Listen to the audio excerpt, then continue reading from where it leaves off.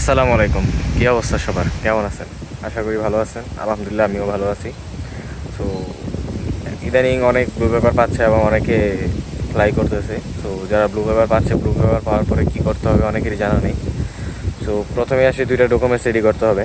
একটা হলো police clearance আর একটা হলো bank statement plus solvency. Blue paper পাওয়ার পর আপনারা সবাই চেষ্টা করবেন পুলিশ ক্লিয়ারেন্সের জন্য অ্যাপ্লাই করে ফেলার জন্য। এখানে নতুন পুলিশ ক্লিয়ারেন্স লাগবে। অ্যান্ড ব্যাঙ্ক স্টেটমেন্ট এবং সলভেন্সি বিষয়ে বলি।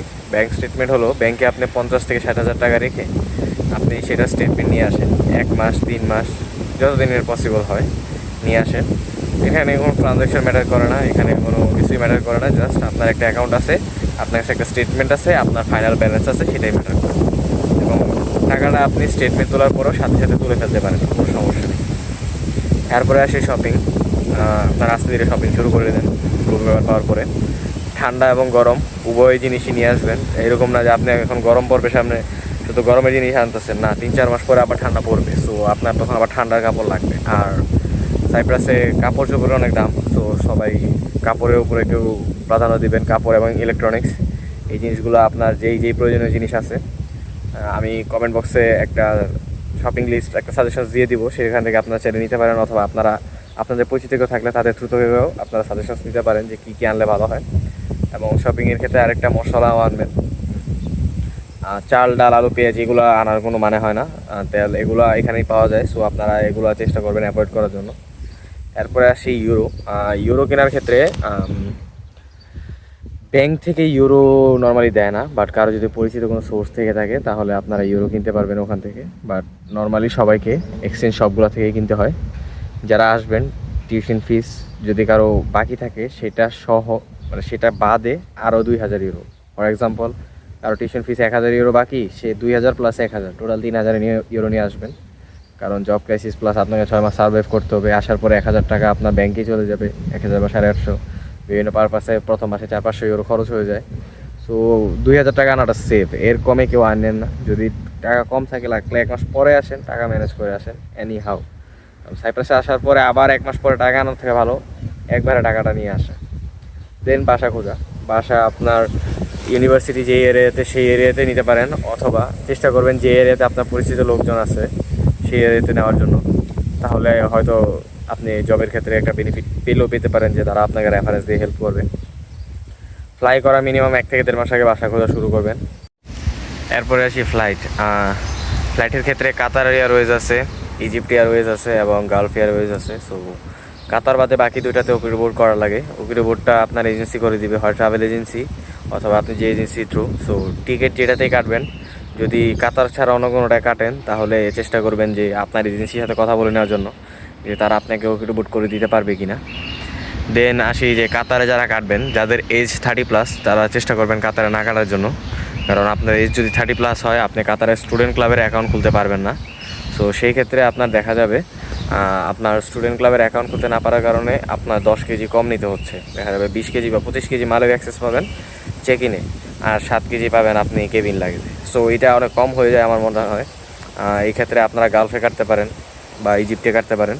বাট হ্যাঁ, ওকিটো বোর্ডটা যাতে এনশিওর হয় সেরকমভাবে কাটার চেষ্টা করবেন।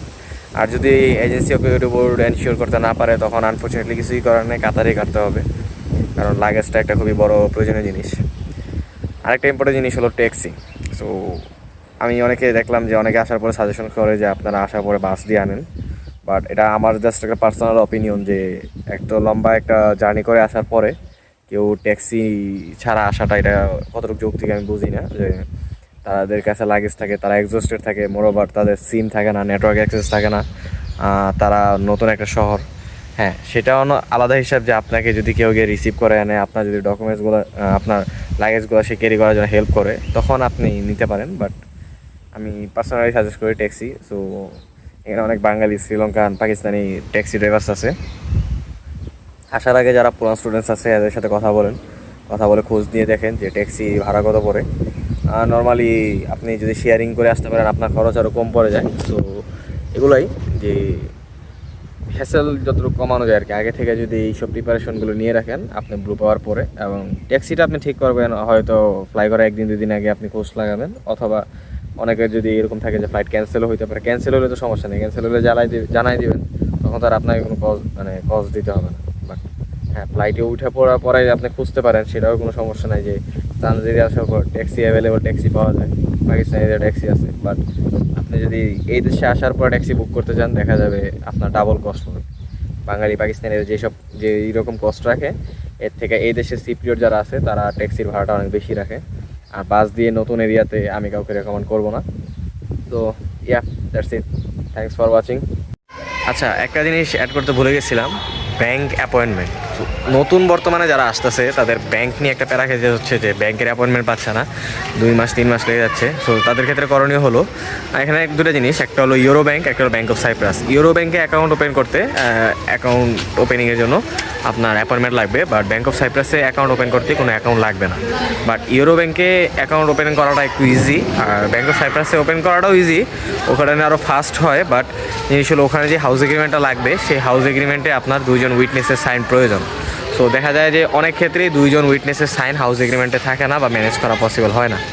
যদি আপনি আসার পরে ম্যানেজ করতে পারেন, ইটস ওকে, নো প্রবলেম, আপনার অ্যাকাউন্ট হয়তো 2-3 সপ্তাহের ভিতরে ওপেন হয়ে যাবে। বাট যদি না পারেন তখন কি? তার জন্য সেফটি হিসাবে আপনারা ইউরো ব্যাংকের একটা অ্যাপয়েন্টমেন্ট বা একটা বা দুটো অ্যাপয়েন্টমেন্ট নিয়ে রাখতে পারেন।